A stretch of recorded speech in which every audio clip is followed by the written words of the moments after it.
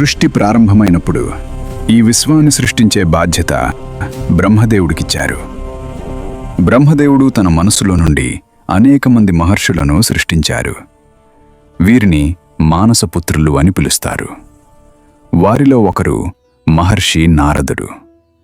నారదుడు చిన్నప్పటినుంచే భగవంతుడిపై చాలా భక్తి కలిగి ఉండేవాడు. అతనికి ప్రపంచపు విషయాలపై ఆసక్తి లేదు. ఎప్పుడూ భగవంతుడి నామస్మరణలోనే ఉండేవాడు.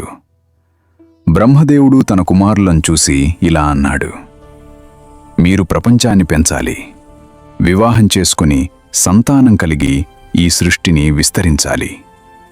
ఇది బ్రహ్ముడి ఆజ్ఞ. కాని నారదుడు మాత్రం ఆ ఆజ్ఞను పాటించలేదు. నారదుడు వినయంగా ఇలా చెప్పాడు: తండ్రి, నాకు ఈ ప్రపంచ జీవితం మీద ఆసక్తి లేదు.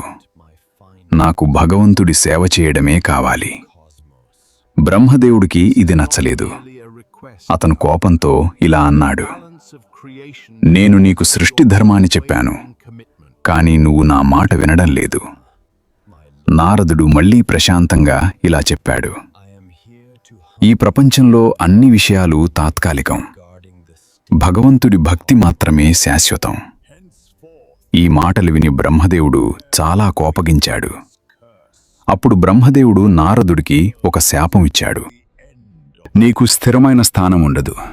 నువ్వెప్పుడూ ఒక లోకం నుండి మరో లోకానికి తిరుగుతూనే ఉండాలి.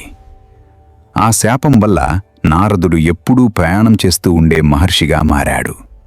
కాని నారదుడు దీనిని శాపంగా భావించలేదు. అతను ఆనందంగా ఇలా అన్నాడు: ఇది శాపం కాదు, ఇది ఒక ఆశీర్వాదం. ఎందుకంటే ఇప్పుడు నేను అన్ని లోకాల్లోకి వెళ్ళి భగవంతుడి పేరు ప్రచారం చేయగలను.